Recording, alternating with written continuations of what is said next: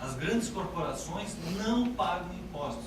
Proporcionalmente, a classe média, digamos, trabalhadora, paga o dobro, né, em impostos diretos embutidos nos produtos. Eles foram contra o tempo todo a reforma tributária e o imposto sobre as grandes fortunas, né, e está no Congresso há mais de 20 anos. Aproveitando os movimentos, o PT relançou a ideia do imposto sobre grandes fortunas, né? E aí, hoje o Financial Times tem um editorial, uma longa matéria, respaldada por um eminente cientista político da UNB, Paulo Kramer, chamando de recaída populista.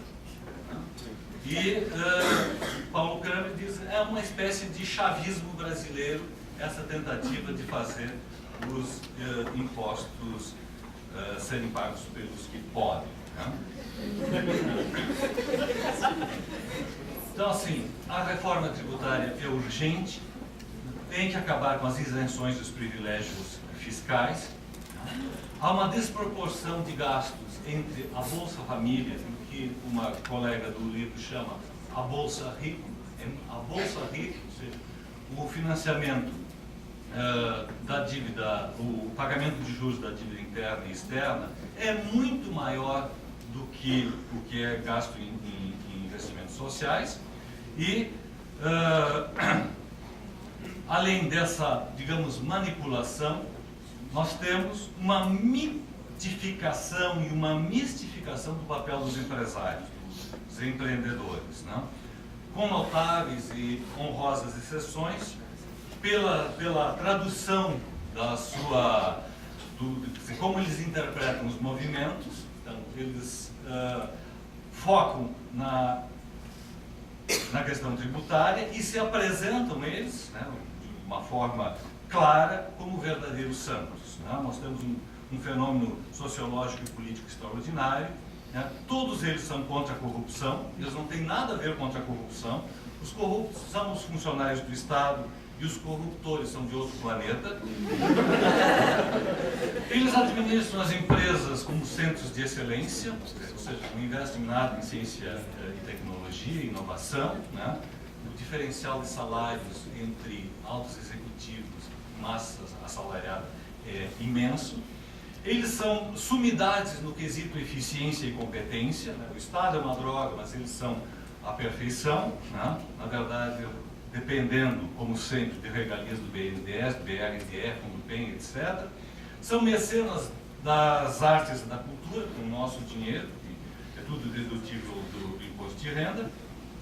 E são capitalistas autênticos, defensores do livre mercado e da concorrência justa. E aí a gente sabe, né, todos os expedientes que eles usam, estou terminando, elisão fiscal, privilégios tributários, paraísos fiscais, subfaturamento de exportações, superfaturamento de importações, velha socialização dos prejuízos e privatização dos resultados. Né? Vocês vejam, essa questão do... Né, eles se consideram capitalistas, mas com lucros garantidos em legislações. É o caso do transporte, dos postos de gasolina, das empresas de transporte urbano. Né? Empresas mal administradas têm o seu lucro fixado em patamares altíssimos e sem concorrência. Só para... adoro piada, né? Vou terminar com uma piada que os próprios empresários, eu ouvi dos empresários na Fiergs, né? Nos anos 70, quem era o grande empresário brasileiro? É alguém, eles contando, é alguém que tem um Galaxy Landau, uma mansão de 12 quartos, um apartamento para amante no Rio de Janeiro, e parece que ele tem uma empresa também. Eles atualizaram a piada. Hoje, o empresário brasileiro, o cara que tem uma BMW, uma cobertura no Leblon, um apartamento para namorada top model em Nova York. E parece que ele tem um grande financiamento do BNDES.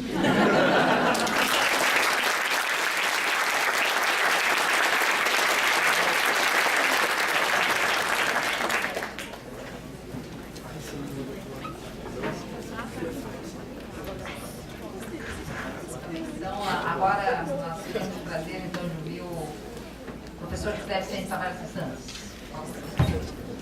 Bom, eu fiz um pouco ao pedido da Tânia, do jornal.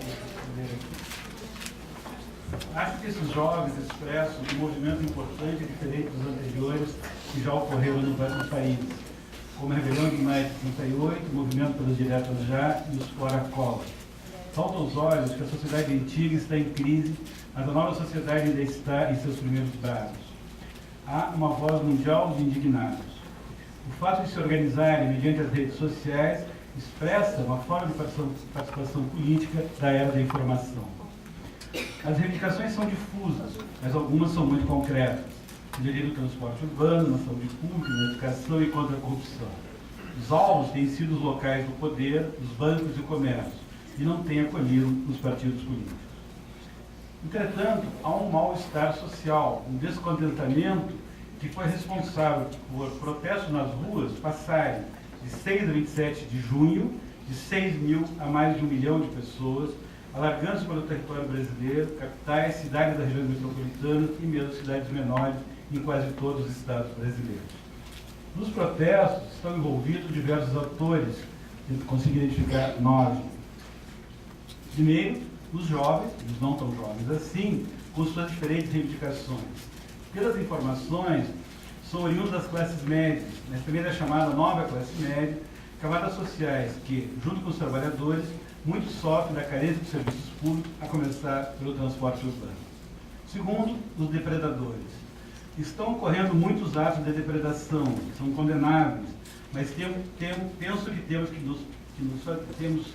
que temos de fazer uma pergunta difícil. Por que eles estão quebrando tudo? Não seria um pedido de ajuda pela violência para expressar um sentimento de exclusão social?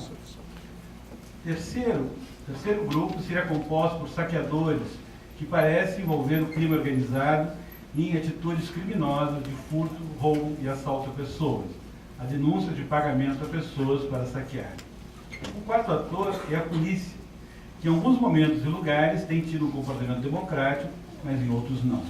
O exemplo mais flagrante foi o que ocorreu no Rio e em São Paulo, onde a ação violenta da polícia serviu para amplificar rapidamente o movimento. Por exemplo, em alguns estados foram utilizadas balas de borracha, em outros não, com emprego de táticas menos violentas de manutenção da ordem. Os casos de controle sem violência física aos manifestantes foram registrados em Porto Alegre e Belo Horizonte, salvo engano. O quinto ator é a imprensa, que, ao eclodir os primeiros protestos, taxou os manifestantes de vândalos. Porém, quando os próprios jornais que faziam a cobertura, quando os próprios jornalistas que faziam a cobertura foram vítimas da violência policial, esse enfoque mudou. O sexto ator são movimentos de centro-direita, que tentaram capitalizar os protestos para obter ganhos políticos e fustigar os diversos governos. O sétimo ator é o próprio governo federal, que, ao entrar em cena, propôs 5 pontos, ao conhecimento de todos, e, ao mesmo tempo, deu o recado de que não toleraria a violência. O oitavo ator tem sido os membros do Congresso, do Parlamento, Parlamento esse, inicialmente negado pelos manifestantes. Todos viram aquelas fotos dos jovens dançando na cúpula do Congresso. O Parlamento que começou, num segundo momento, a aprovar várias leis de acordo com as manifestações. Contra a PEC, que restringia a ação do Ministério Público, pelas verbas do pré-sal para a educação e saúde, e outras que virão. O nono ator, me parece que é a universidade pública.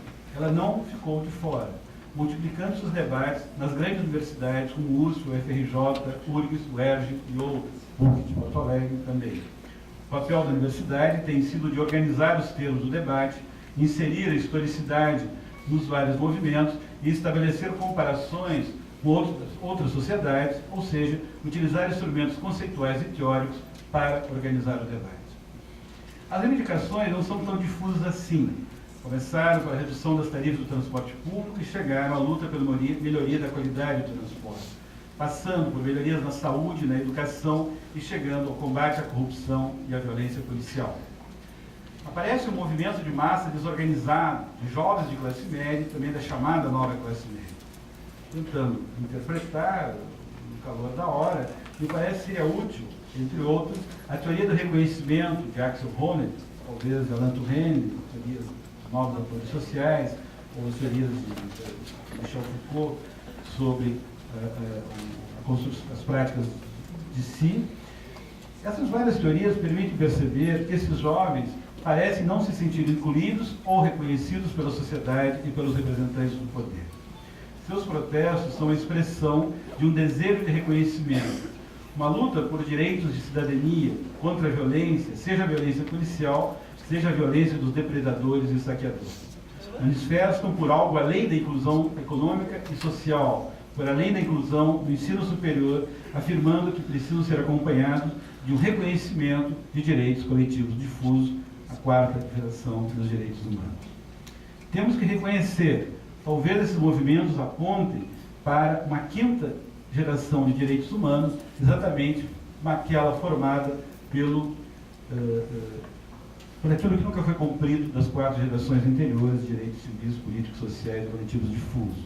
Os jovens, deve-se lembrar, são os que mais têm sofrido na atualidade, com a redução ou perda de empregos em nível mundial, e no caso brasileiro há um aspecto em particular, embora não haja desemprego, mas um aspecto fundamental é a brutal exclusão de jovens do ensino médio. Um bom começo, então, como eu falava, é tentar entender essas lutas sociais, na verdade não são movimentos sociais, protestos e lutas sociais, através dessa teoria do reconhecimento de Axel Honneth, segundo a qual, ao lado das reivindicações econômicas, há sempre reivindicações pelo aumento da cidadania. Também o trabalho de antropólogos, Alba Zaguar, Cláudio Fonseca e outros, e colegas da sociologia e da antropologia, que procuram mostrar o quanto fenômenos como o da violência na escola expressam uma indignação que não consegue passar para o plano da política. Nesse sentido, um bom comparativo é com as revoltas dos jovens nos subúrbios de Paris em 2005 e 2006. Você se lembra, havia 1.000 carros incendiados nas periferias de Paris em vários momentos. Oriundos de culturas africanas ou árabes, esses jovens que nasceram na França não são reconhecidos pela sociedade francesa. Outro paralelo possível é com o movimento dos indignados da Espanha, no qual se revela uma profunda crise de emprego entre os jovens, ou com o Occupy New York, que também se apresentou como uma pauta de reivindicações difusa, mas sucumbiu ao não abrir o diálogo com nenhuma instância política. Lembrando ainda dos protestos na sociedade argentina, desde os piqueteiros até os panelaços, até outros, assim como do impressionante movimento dos estudantes no Chile pelo ensino público gratuito. É evidente que um ponto em comum desses movimentos e lutas é a descrença em todos os partidos políticos. De um lado, parece-me que esses jovens terão que aprender que é preciso participar da política. De outro, os partidos terão de se reinventar e aprender a se articular com outras instâncias das lutas sociais ou dos movimentos pouco organizados. Enfim, vivemos outro tipo de participação entre pessoas cujos laços sociais e políticos são muito débeis, sinal de que há um estado de indignação social latente, fruto da exclusão do mundo da cidadania. Quando isso ocorre, há uma condensação de muitas indignações.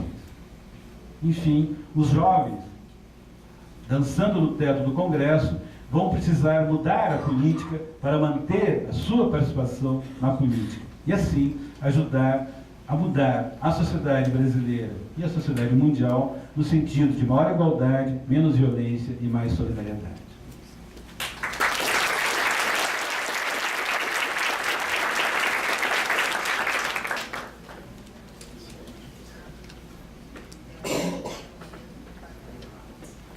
Bom, então agora nós teremos a fala da Mariana Santos, por favor.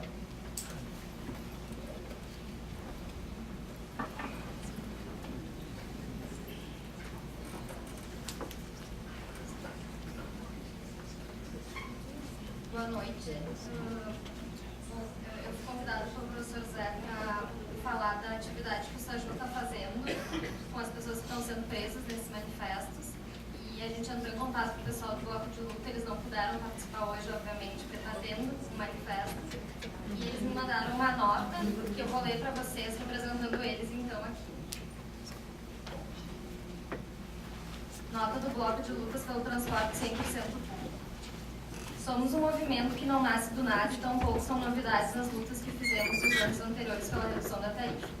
O Bloco de Lutas é formado por setores dos movimentos populares que representam diversas concepções ideológicas e que prezam pela unidade em torno da pauta do transporte 100% público, respeitando a diversidade e prezando pela autonomia e independência de classe.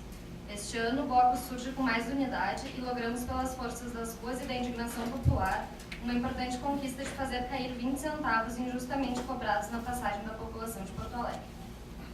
A luta não é por centavos e tampouco somente em Porto Alegre, pois ganhamos um caráter nacional de mobilizações que extrapola a demanda do transporte público. Hoje, já são mais de 10 cidades que anunciaram a redução da tarifa. Agora somos centenas de milhares de pessoas que ganhamos as ruas do Brasil lutando pelos nossos direitos. Os temas Copa e mais investimento nas áreas sociais já são recorrentes nas manifestações. A mesma massa popular que questiona o modelo do transporte questiona também os bilionários investimentos públicos em estados elitizados, as remoções das famílias, o poder da FIFA e o estado de exceção que vai cercear os direitos da população. No entanto, nos últimos meses sofremos uma grande investida por parte da polícia contra militantes do nosso movimento. Jovens que estão sofrendo investigações e acusações por se manifestarem na nossa cidade. A polícia já aponta mais de 6 indiciados. Nas últimas manifestações em que contamos com mais milhares de pessoas nas ruas, tivemos centenas de pessoas presas e dezenas de feridos por balas de borracha, bomba de efeito moral e bombas de gás lacrimogêneo, sem falar na truculenta cavalaria que arrastou manifestantes pelas ruas de Porto Alegre. Mais do que violência física que partiu da Brigada Militar, também denunciamos a violência psicológica e a tortura que os participantes da marcha sofreram nos camburões e nas delegacias, repetindo as cenas cotidianas das vilas e das ruas. Nós sabemos que o comando da polícia e de suas ações está sob responsabilidade política do governador Tarso Genro. A história da criminalização, infelizmente, se repete, como foi nos governos anteriores de Eda e Rigoto. Repudiamos a postura do governo do Estado e da Prefeitura de não dialogar com os movimentos sociais e restringir o direito de ir e vir em frente a prédios sagrados, como o Palácio Piratini e a RBS. Também entre aspas. Afirmamos que os vândalos são os empresários que lucram exorbitantemente sobre o direito da população de ir e vir, assim como a grande mídia que promove um discurso criminalizador e mentiroso dos que ousam lutar, historicamente tentando manipular a opinião pública contra os movimentos sociais. Vândalos também são os governos que não garantem direitos básicos do povo, como saúde e educação, bem como se utilizam de uma falsa democracia para acomodar os interesses das elites e criminalizar os direitos de manifestação, livre associação e organização. Saudamos com entusiasmo a luta nacional de todos os de baixo que se levantam contra as péssimas condições de vida. Pedimos a solidariedade de toda a população de Porto Alegre, movimentos sociais e populares e convocamos a se somarem nesta luta. Afirmamos que continuaremos nas ruas avançando nas nossas conquistas. Nossas reivindicações são: 1. Passe livre rumo ao transporte 100% público. Implementação imediata do passe livre para estudantes, idosos e desempregados rumo ao transporte 100% público. Abertura imediata das contas das empresas de ônibus. Melhores condições de trabalho para a categoria dos rodoviários. 2. Contra a criminalização dos movimentos sociais. Primeiro, instalação imediata de uma comissão para apurar os abusos de polícia com participação dos movimentos sociais e entidades da sociedade civil organizada interessadas nessa pauta. Prisão imediata dos grupos neonazistas que atuam no Rio Grande do Sul. Fim do monitoramento dos movimentos sociais. Cumprimento da identificação policial em todas as suas fardas, coletes e casacos, garantindo fiscalização plena em relação a isso. Pela instalação do inquérito para apuração da arbitrária invasão na sede da Federação Anarquista Gaúcha com identificação e punição dos responsáveis. Retirada imediata dos inquéritos movidos contra os militantes que estão nas ruas lutando pelos direitos. 3. Contra os impactos da Copa. A. Contra o PLS 728 de 2011, AI6, protesto não é terrorismo. Comissão para apurar as irregularidades nas obras da Copa do Mundo, como a remoção das famílias de suas casas e comunidades, dentre outras mazelas, com participação dos movimentos sociais e sociedade civil organizada. Não a zona de exclusão da Copa em torno dos estádios. Pela revogação da Lei Geral da Copa, que implementa o estado de exceção da FIFA. Fim das remoções ilegais e forçosas das comunidades atingidas pelas obras da Copa. não a concessão dos incentivos fiscais à máfia da bola. 4. Pela democratização dos meios de comunicação. Democratização, regulamentação e fim dos monopólios da grande mídia. Corte pleno e imediato dos milhões de reais gastos em publicidade e propaganda com a RBS e suas afiliadas, bem como todos os veículos de comunicação de iniciativa privada. Investigar através da Comissão Estadual da Verdade as relações entre a ditadura militar e o Grupo RBS. Retomada da demarcação e titulação dos territórios indígenas e quilombolas. Essa é a quinta reivindicação. Então, retomada da demarcação e titulação dos territórios indígenas e quilombolas. Arquivamento da PEC 215 de 2000, que retira direitos dos quilombolas e indígenas. Titulação imediata dos quilombos Fidelix e Luiz Guaranha Areal, em Porto Alegre. E publicação imediata dos relatórios técnicos de identificação ainda pendentes no INCA. Sexta reivindicação é a educação. Investimento de 35% do orçamento para a educação, como manda a legislação, e todo apoio à luta dos professores pelo pagamento do piso nacional. Assina o Bloco de Luta pelo Transporte 100% Público de Porto Alegre.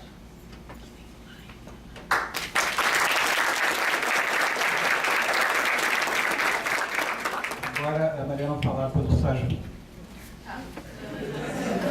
Então, bom, boa noite. Eu não dei boa noite, eu acho. Então, boa noite a todo mundo.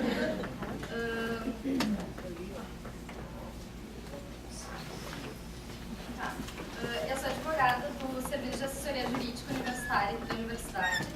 Eu trabalho em dois grupos, o G8 Generalizando e o G10, que trabalha com adolescentes em situação de conflito com a lei, e o G8 Generalizando trabalha com direitos de gênero e direitos sexuais. A gente se organizou num grupo de advogados para acompanhar as manifestações, enfim, por interesses de estar no movimento e também por medo das prisões ilegais e arbitrárias que seriam feitas e de fato foram feitas. A gente acompanhou, eu e mais um advogado acompanhamos 7 adolescentes que foram apreendidos na segunda-feira e mais 2 que foram apreendidos na quinta-feira. A gente foi especificamente para os jovens, mas os nossos outros parceiros advogados estão acompanhando os adultos que foram presos.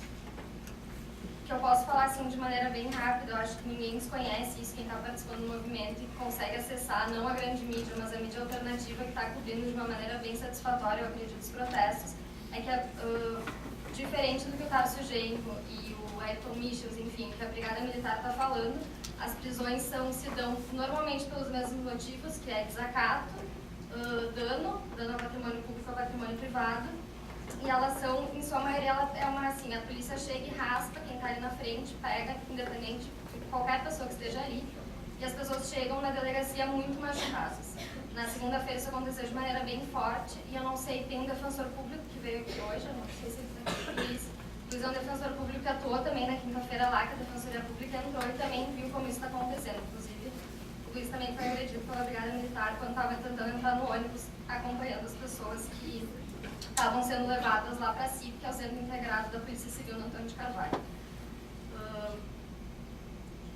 É isso, na verdade, é só para fazer um relato do que a gente está fazendo e se cuidem, o Saju tem um número, se alguém for preso, liguem que a gente vai tentar assessorar o máximo de pessoas que olha o número.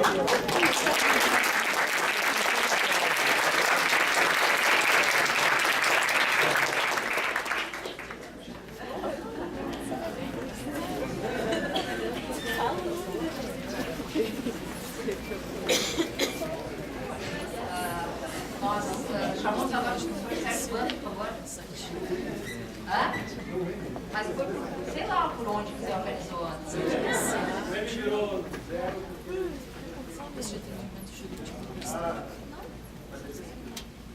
Bom, boa noite, obrigado, diretora Soraya. Eu não sou cientista social, sou estudante de sociologia, físico e prova de computação e de informática da outra. Mas eu queria dizer uma coisa para vocês, ficou muito claro. Se há uma coisa que a gente pode dizer, que todos os movimentos que se deram de 2008 para cá, diferentes nações, na África, acontecendo na Grécia, depois da crise, essa geração jovem que foi para a rua, eles são filhos da rede. Eles se socializaram na rede, com a rede, pela rede. Então, o que existe de novo, no meu entender aí, é que se constrói a mobilização, e os honoráveis cientistas que eu escuto sempre, né, cientistas sociais dizendo, isso aí não é um movimento social. Estou acreditando em vocês. Isso é uma série de protestos, né? E essa grande mobilização se dá mediada pelos meios eletrônicos. Pega só alguns números. Tá? Primeiro, tem que dar um processo. Eu, trabalhando em microeletrônica, eu comecei a me preocupar como é que se distribui no mundo, né? E como é que é a dinâmica tecnológica da eletrônica, da informática, certo? E aí eu fiz um estudo, que eu publiquei em 2009, sobre a dinâmica da alocação dos recursos em escala mundial pela indústria eletrônica que cria os bens de TIC que você usa. Ou seja, a rede social ela só é possível instrumentalizar e tá aí na rua, tá? E fazer história em tempo real, com imagens, tá? Podendo desmentir a imagem oficial, porque basicamente essa tecnologia ficou muito barata. E essa é a dinâmica clássica de todos os bens de eletrônica e, portanto, de telecomunicação e informática. Eles têm uma cadência de preço muito rápida e rapidamente essas tecnologias são apropriadas. As indústrias líderes nessa área, eu vou dizer qual é o novo negócio que a gente está vendo que é o negócio para a próxima década. É colocar a internet em tudo. Okay? Ou seja, hoje nós temos cerca de 10 elevado a 10 bilhões de objetos conectados na rede.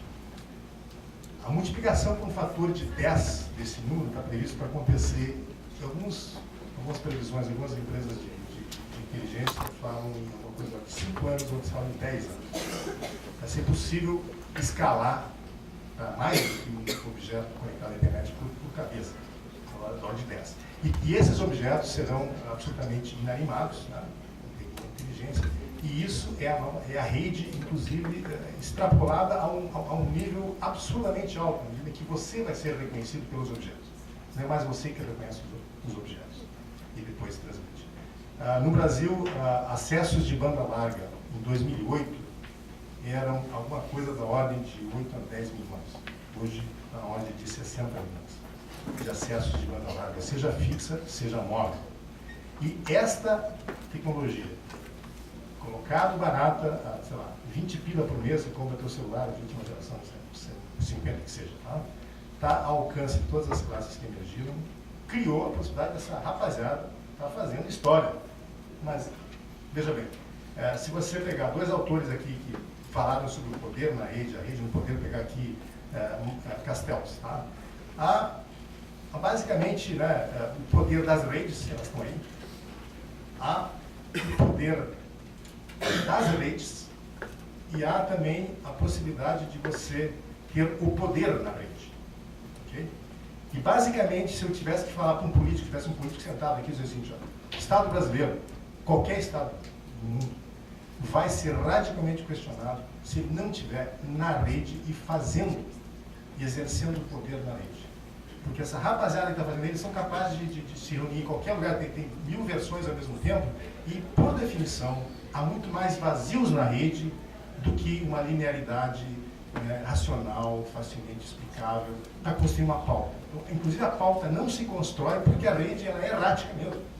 Ela é muita gente falando ao mesmo tempo, e você vê que movimentos sociais que estiveram historicamente organizados, mas que ainda estão na geração analógica, não ficaram na rede, elas estão de fora, estão chegando depois. E o Estado brasileiro, né, ele é ainda mais arcado.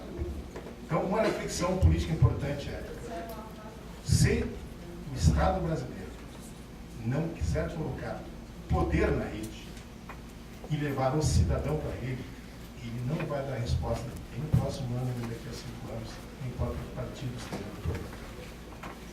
No meu entender, a democracia direta, isso quer dizer a partir de uma rua. Os 50% são jovens, é a estatística, certo? A minha geração não está lá, nós estamos acima de 50, certo? Nós estamos aqui tentando entender o que eles estão pensando. Uma coisa é clara, você tinha menos de 10 milhões de acesso em 2008, por 5 anos depois você tem 60 milhões. Todo celular tem uma câmera, tá? Veja lá, vou dizer para vocês aqui, não existe interesse comercial tecnológico nenhum para ter câmera de mais de 40 milhões de pixels, tá? Isso, estudo em imagem, eu sei que mais ou menos por aí está o limite prático de você usar. Só temos câmeras de mais de 10 milhões. Seja da imagem, qualidade da imagem, instantaneidade da informação, nós estamos chegando dentro de um limite. A indústria, essa indústria para a qual eu trabalho, meus alunos trabalham, eu falo doutores e mestres que trabalham nessas indústrias, que vão na aula, tá? Na verdade, eles querem conectar 100 milhões de objetos na rede, em menos de 10 anos. Isso significa que não existe nada que não permita qualquer instituição tendo recursos de inteligência ser inteligente. Saber o que as pessoas estão fazendo naquele instante é Big Brother, sim, é Big Brother o potencial. Mas o potencial é aquilo que vocês têm que entender. Está na hora de o Estado brasileiro, alguém levantar a bandeira, escuta, é possível sim fazer democracia direta. Esse negócio do plebiscito que foi colocado na agenda pelo princípio de ação e reação. Tá? O velho Newton já explicou isso aí. A brisada na rua, sem pauta, com mil bandeiras, já mudou a história, já mudou o curso da história. A institucionalidade teve que se fazer presente e responder rapidamente. Você tem Congresso mobilizando, o presidente se mobilizando e os partidos atuando. Uma coisa é concreta. Esse tal de plebiscito é apenas um argumento do que pode vir aí e tem que vir. Não é impossível, pessoal, com essa instantaneidade de comunicação, que não se possa, por exemplo, fazer, né, uma amostragem sobre o que está pensando essa rapaziada na hora. Seria possível, com alguma inteligência, colocar a possibilidade de que aquela gurizada que está na rua se manifeste naquela hora sobre o que está pensando, o que está vendo. Fazer, digamos assim, coletar opiniões online é perfeitamente factível e isso é feito, tá? Em outros contextos. Porque é possível, por exemplo, a National Security Agency dos Estados Unidos monitorar todas as comunicações online. Quer dizer, o poder na rede é outra coisa que nós não vamos discutir. Agora, que as estruturas de poder é relação, lembra? O poder só pode ser definido como alguma coisa relacional. Tá? E a rede é só isso, é só relação, é só informação. Portanto, por definição, a rede contém poder. Ela acaba corporificando pela ação de muita gente, desorganizada que seja, assíncrona que seja, mas pela instantaneidade ela leva isso aí. Então, é possível, sim, que esse plebiscito seja só um arremedo inicial do que se quer fazer. Tá? Eu acho que a democracia direta, não dá para fazer porque você tem que formular pergunta, etc. Olha, a rede está dando demonstração de que se pode mobilizar milhões de pessoas, como de fato aconteceu, em função de emergência. A emergência na Espanha era econômica, nos países do norte da África, é questão de lutar por democracia, mas eu compartilho muito o que falou o André. André, gosto muito do que fala. Tá? Sempre respeitei demais. E de fato é isso. O risco como sociedade é que haja no final, ao cabo de tudo, né, uma sensação de que a institucionalidade não se moveu. Uma das coisas que tem que ser feita é trazer os agentes do poder para a rede. Se eles estiverem lá presentes, eles vão poder, efetivamente, tentar dialogar melhor. E aquilo que falou o colega aqui, né, da antropologia, que estuda o esporte, e o pessoal do transporte público, onde o rei está nu e sempre teve nesse Brasil, é na relação público-privada. Aquela ideologia da regulação dos anos 90 que permitiu privatizar, vamos privatizar, mas haverá a regulação do Estado. Aquilo, quando você vai ver como é que se dá a regulação, ela inexiste. Ela, de fato, a Anatel anda a reboque da tecnologia. Um poder absolutamente, ele chega atrasado para tá? E para vocês terem uma ideia, tá?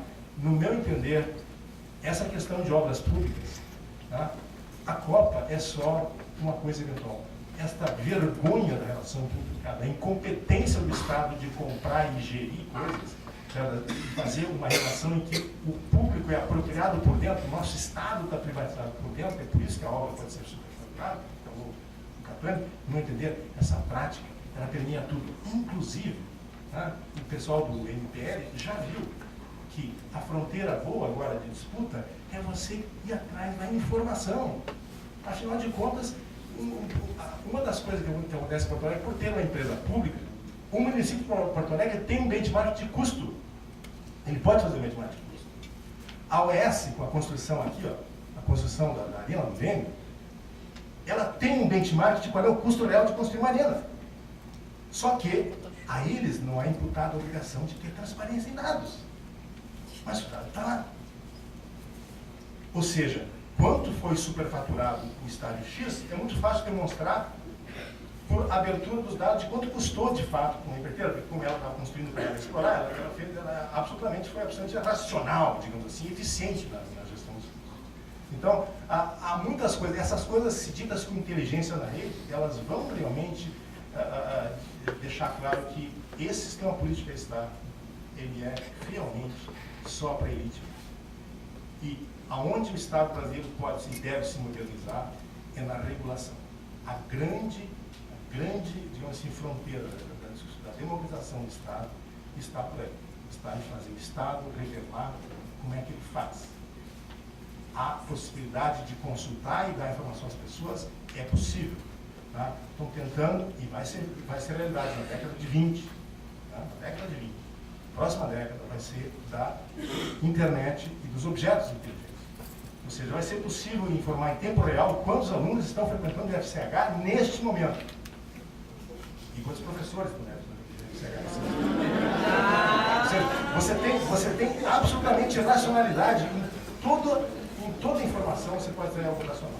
O que está acontecendo é que os movimentos, graças a Deus, se apropriaram da tecnologia, que os outros não têm, e para dizer, vou para a rua. E vou para a rua por qualquer bandeira. Por uma bandeira por simpatia. E, inclusive, a não verticalidade na rede é o que permitiu criar esses movimentos. Mas elas podem redundar exatamente. As forças estabelecidas que a Dani referiu, que o André falou com muita propriedade, essas forças vão se apropriar dos resultados e vão, inclusive, o que a gente está fazendo é transformar esse movimento todo em um momento de virar o jogo político. Basicamente. Tá? Parece que estava tudo bem, que o Brasil estava bem legal, depois criaram uma pauta econômica, e aí essa gurizada na rua agora. Eles estão tentando retraduzir para a sociedade, de volta, que no fundo esse governo é o que não presta. Ora, isso é basicamente parte daquela estratégia de simplesmente jogar esse jogo nas instituições velhas. Qual é a reação que tem que ser feita? É empoderar mais a rede. Fazer com que essas, graças a Deus, as tecnologias eletrônicas é barato. Né? A lógica nossa do eletrônico, eu faço umas coisas bem pequenininhas. Infelizmente, eu trabalho com informação na escala de 10 na menos 9 e 10 na menos 10 segundos. Eu trabalho com os meus sistemas microeletrônicos que eu modelo fenômenos em que eu vejo o Estado agora e vejo o Estado 1/10 de bilionésimo de segundo depois. É isso que faz essas coisas de gigahertz. O 4G funciona a 2,5 gigahertz. Tá? Se você olhar, o fenômeno muda. Tá? A cada 4 décimos de bilionésimo de segundo. Eu, na microeletrônica, estudo fenômenos nessa escala. E vocês têm a felicidade de poder estudar fenômenos que acontecem em dias. Né? E eu digo assim, eu fiquei muito agradecido pela vontade do Zé de trazer essa discussão. Porque, de fato, a gente sequer imagina o que vem por aí. O que vem por aí é muito mais. O que acontece é que quem usa a tecnologia, tá, e coloca nela o melhor de si, consegue mudar o mundo. O que nós temos na rua é o pior e o melhor da sociedade brasileira. E o que está sendo traduzido das ruas para a mídia é o pior da sociedade brasileira. Que é a apropriação, é basicamente a figuração. Mas veja bem, essa gurizada tem cada uma câmera na mão. Isso não existia 10 anos atrás. Pessoal, a internet no Brasil, ela teve sua carta de euforia, o seu marco inicial T igual a 0, por um ato do ministro das Comunicações de 1994. Tá? Ele basicamente diz o seguinte: a internet no Brasil está mais ou menos aberta, não será só a Embratel. A Embratel queria ela prover todo o serviço de internet no Brasil e foi feita uma decisão burocrática, não precisou nem de lei. Foi uma portaria de ministro. É impressionante a capacidade que tem o Estado brasileiro de, por atos, inclusive, que não precisa de mudança constitucional, fazer a diferença. Então, como já passou um minuto, tá? Vem muito mais por aí. E na internet, pessoal, o poder está na rede, tá? E o poder em rede, e nós nos apropriarmos dela para fazer a democracia. A democracia mais participativa é possível. E o bom do movimento da rua é Mesmo que ele acabe nesse retrocesso, que é possível, que aconteceu na Argentina. Eles disseram que você vai em todas. Mas aí, faz uma eleição e dá o que dá. Entendeu? Então, mesmo que não dê para se vai em todas trazer o novo, o fato é que o novo está sendo engendrado pelo fato de eles estarem lá. Tá? E o Estado brasileiro, se não se modernizar para estar na rede, tá? De forma sistemática, e abrindo a possibilidade de fazer democracia direta, tá?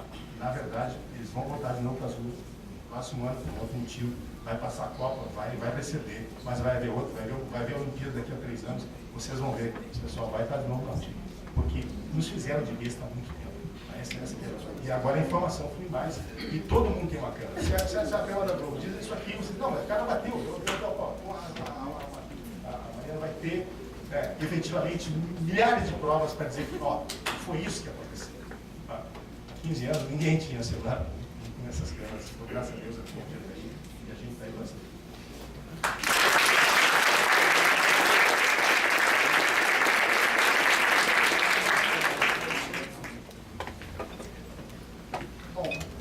Eu vou procurar ser breve, sou a última a me manifestar aqui nesta mesa, né? Então, depois de tudo que já foi dito, eu gostaria apenas de acrescentar alguns detalhes em termos de interpretação, né, do que está acontecendo, salientando que eu não sou uma estudiosa do tema, como o Marcelo, por exemplo, do ITE, como o Arley. Então, na verdade, é uma tentativa de, afinal, tentar entender, né, o que está acontecendo, uma tentativa, obviamente, provisória. Então, eu vou enumerar a confluência de 4 fatores básicos, né, que, no meu entendimento, estão por trás da erupção desses movimentos. Tá? O primeiro deles, ele tem a ver com a crise de representação das democracias liberais, mais do ponto de vista da sociedade, do ponto de vista societal, né, que é uma coisa que já apareceu nas falas dos meus outros colegas aqui. Partidos, sindicatos, corporações profissionais, grupos de interesse empresariais, eles perderam a capacidade de aglutinar demandas da maioria da população que participava politicamente. Tá? Isso não é um fato novo, a literatura já vem tratando disso desde a década de 70, né?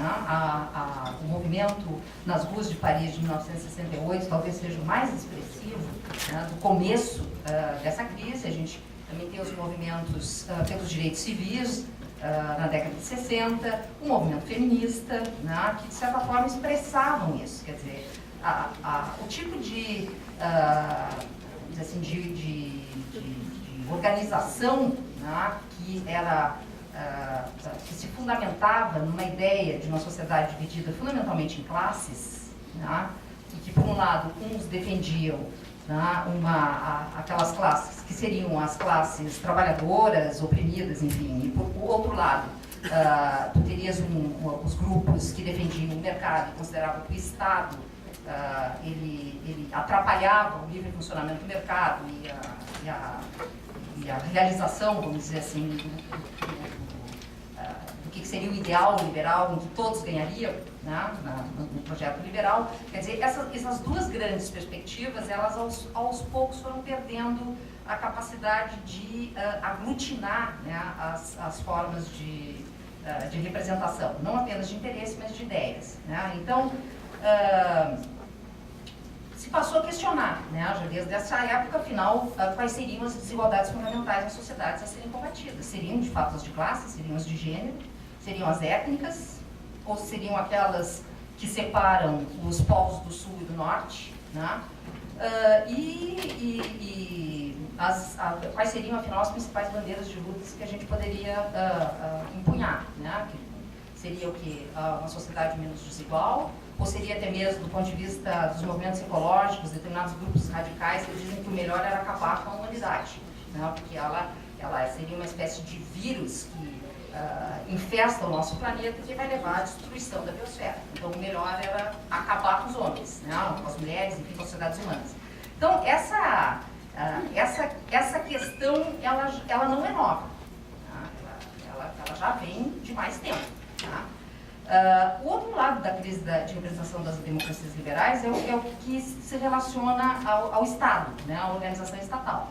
Quer dizer, isso também não é novo, né, uma literatura que começa lá com Eco, na década de 70, e passa pelos institucionalistas britânicos, mostrava que o Estado, aquela ideia do Estado, dos seus centros decisórios estabelecidos, quer dizer, aqui está o gabinete ministro, aqui está o legislativo, e ali se tomam as grandes decisões, se concebem as políticas, não expressa mais como se constroem decisões nas sociedades contemporâneas e nos estados contemporâneos. Quer dizer, o processo decisório ele se diluiu, alguns autores chamam isso de policy communities, outros chamam de advocacy collisions, outros vão chamar mais recentemente, especialmente na literatura que vem das relações internacionais e tem entrado para a análise de políticas públicas, vão chamar de comunidades epistêmicas, que são grupos, alguns deles internacionais, né, que estão na sociedade, estão também no Estado, e constroem sobre questões específicas uma visão de como devem ser as coisas, né, e apresentam aos governantes soluções, não só soluções, os problemas, muitas vezes. Porque esses problemas são construídos. Tá? Esses problemas são construídos. Determinados problemas, quer dizer, a questão não é eles existir objetivamente, é eles existir politicamente e estar na agenda. Tá? Então, como eu estava dizendo, isso também não é novo. Tá? Isso também não é novo. Afinal, o que é novo? É isso que o Banco estava trazendo aqui. Isso é uma grande novidade. Né? E que o Marcelo estava chamando a atenção que nós, as pessoas que trabalham com movimentos sociais, em proteção do Estado, políticas públicas, não percebemos. E agora isso está sendo imposto para nós pela realidade, a gente vai ter que entender. Quer dizer, as formas de mobilização e organização, elas não precisam mais do ambiente físico das organizações tradicionais. Elas continuam existindo, mas elas podem se organizar num outro espaço e de uma outra forma. Tá? O que é novo ainda?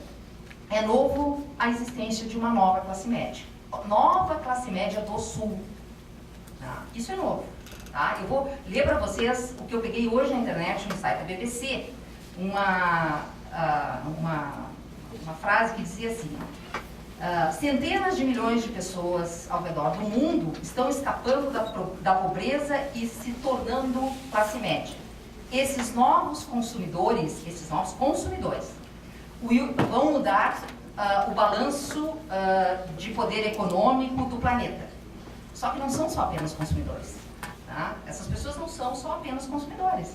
Elas não querem só comprar o telefone celular e tirar fotografia da sua família. Elas querem participar politicamente também. Então, esses fenômenos que a gente tem visto aparecerem em diversos lugares do planeta, onde antes isso não acontecia, no mundo árabe, aqui no Brasil, o pessoal do Chile já estava na rua e está radicalizando o negócio, né? Hoje estava na imprensa. Então, quer dizer, essa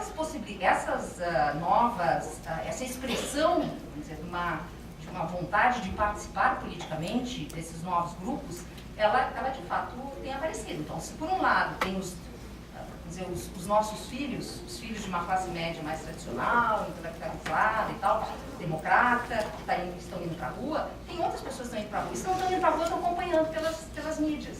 Estão acompanhando ativamente pelas mídias, querendo mais informação, querendo saber, se posicionando, né? Porque hoje tem acesso a isso. Né?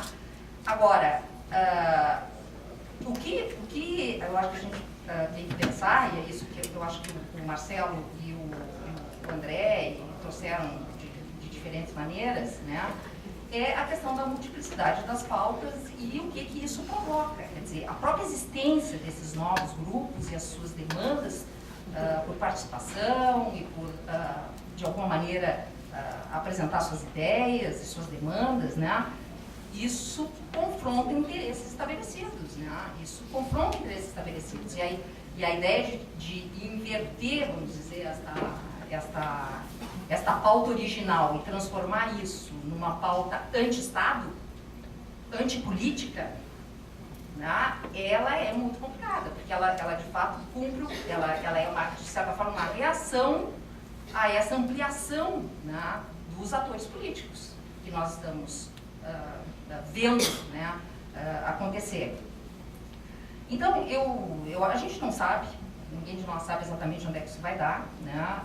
Acho que existe realmente um perigo, e nós estamos vendo, como o Marcelo estava descrevendo aqui, nós estamos vendo a apropriação, né, desse movimento por grupos conservadores, né? Existe uma disputa no momento que se trata de diferentes maneiras sobre a direção do movimento. Ele tende, creio eu, né, a arrefecer, né, até com o final da Copa das Confederações. Essa mídia, né, internacional que o movimento tem hoje, ela diminui. E esses movimentos, eles não conseguem sustentar indefinidamente, né? É muito custoso fazer isso. Então, provavelmente isso vai arrefecer. A gente não sabe exatamente quais serão as consequências políticas, eleitorais disso, mas eu tenho uma visão um pouco mais otimista, né? Mesmo que a curto prazo a gente possa ter e significar um refluxo conservador, no sentido de algum salvador da pátria, algum tipo de vitória nas próximas eleições, por exemplo, de propostas tradicionais, conservadoras, né?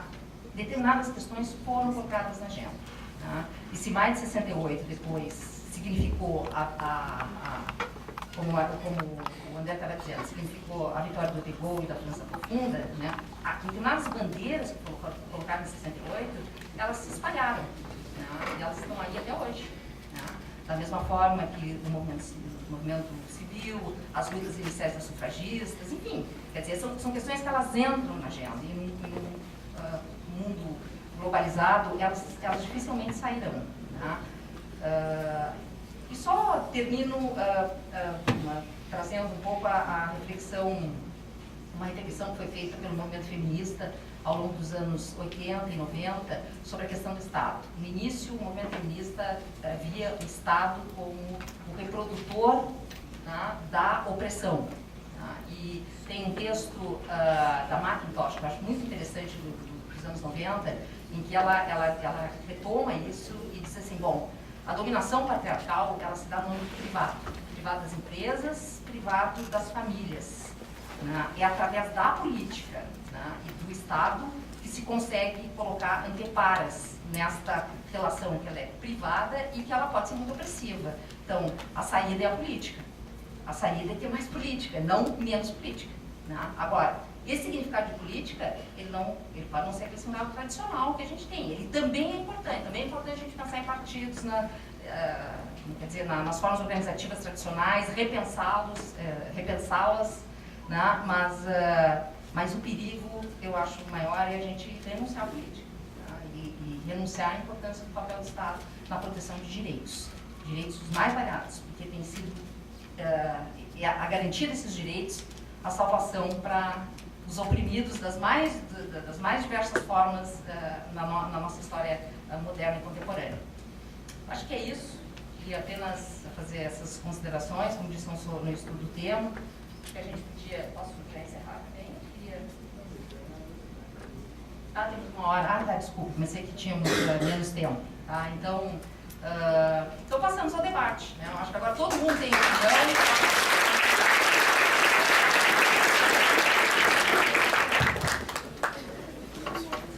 Dois microfones rolantes, 3 minutos para cada um. Queria que você falasse o nome, a unidade.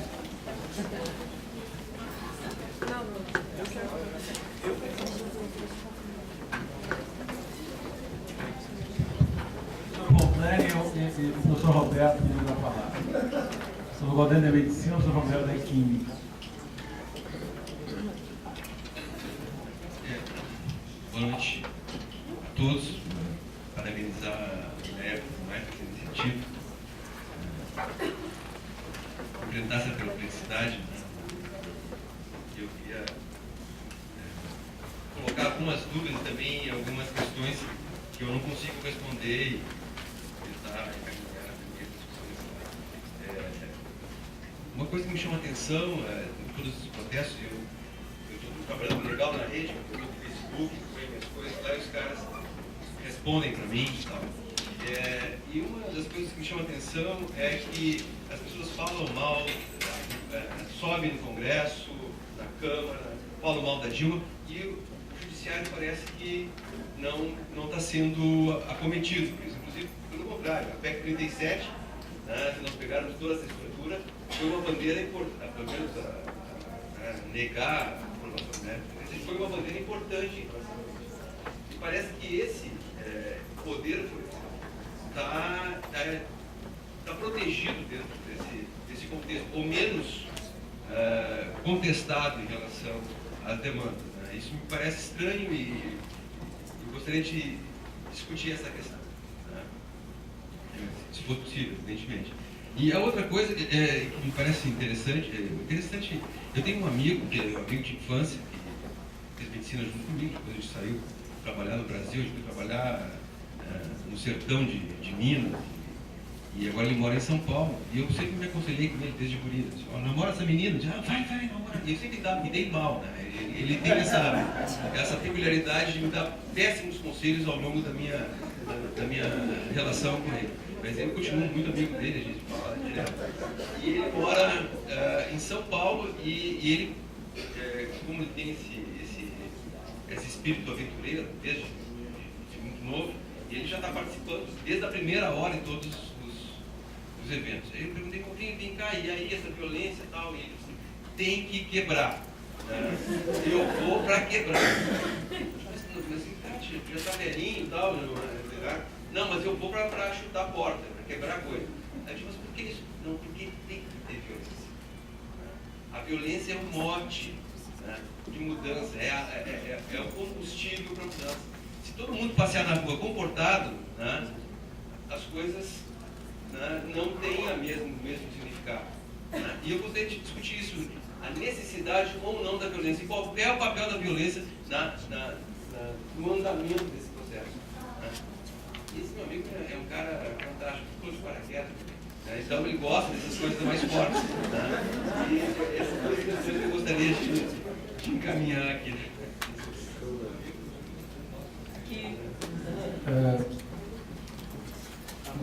Bolsista do GPV. Eu também quero. A Guilherme também é bolsista do GPV. Mas está aberto para fora. Posso falar? Posso falar? Primeira pergunta para o professor José. Professor, com certeza agora, em função desses protestos e da repressão policial que tem acontecido, vão se abrir debates sobre a atuação da Brigada e das polícias militares. Eu queria saber do senhor se esses debates podem culminar ou, enfim, acabar repensando essa questão da extinção da Polícia Militar no Brasil. E quais são as perspectivas que esse debate pode tomar, enfim, os horizontes que eles podem chegar a partir daquilo que a gente já, enfim, vem conversando, que foi apresentado. Eu também queria fazer uma pergunta para o senhor, que é cientista político, eu esqueci agora o nome dele. Isso. Relativo às eleições de 2014.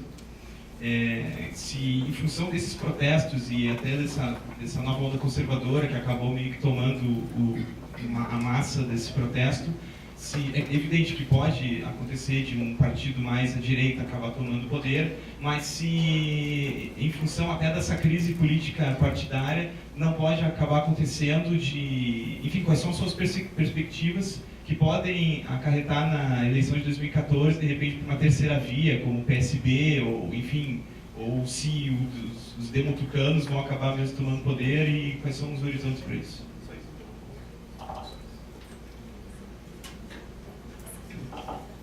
Professor Roberto, depois. Não, depois da senhora.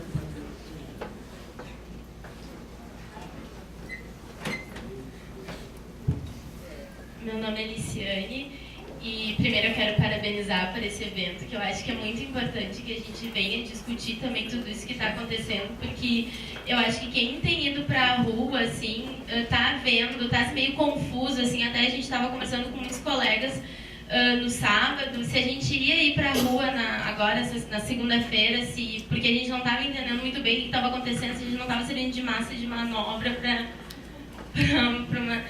E um pouco do que o professor da informática falou, desculpa, eu não lembro o nome dele, mas... Agora, no momento, desde que começou, eu estava aqui na internet, no Facebook, no celular, vendo o que estava acontecendo. Aí algumas coisas acontecendo aqui. O Tarso instituiu o passe livre estudantil, agora de tarde, que é gratuito. intermunicipais, que tá todo mundo assim, não está bem explicado, mas foi isso.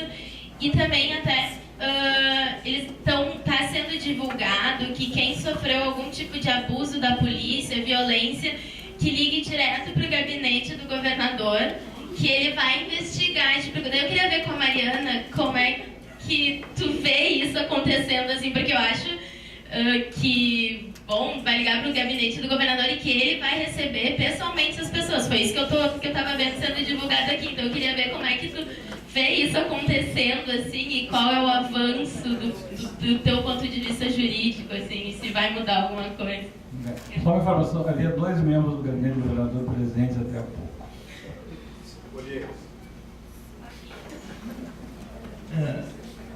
A minha manifestação pode parecer até tremendamente ingênua em relação aos nossos colegas tão ligados ao assunto profissionalmente, como pesquisa, mas é simplesmente para colocar um orgulho que eu sinto de ter visto toda essa sociedade saindo e podendo mostrar uma indignação. Fazia tanto tempo que não se via isso, né? Pegar e poder sair, mostrar uma indignação e empurrar o Congresso a fazer coisas que pareciam totalmente impossíveis e demonstrado por diversas maneiras que eram impossíveis. Não, agora são possíveis. Imediatamente, em 1 dia, 3 dias. Aqui não se podia fazer diminuição de preço de passagem, agora vem uma atrás da outra novidade de que a passagem vai ficando mais barata, não sei se totalmente ou quanto. Eu não queria, na minha percepção, por isso que eu pedi desculpas no início, não queria voltar para a discussão anterior só do embate entre um partido político ou outro, porque eu acho que esse excluído não quer ver isso. Ele quer ver a participação política representando a sua necessidade, essa necessidade que ele botou na rua, e só dizer isso, que é um momento, para mim, de grande orgulho, de poder ver isso no nosso país. Não me lembro de um outro movimento tão significativo. O Fora Collor foi diferente para mim, não tem o mesmo significado. Eu só queria dizer isso. Obrigado. Mas, senhorita.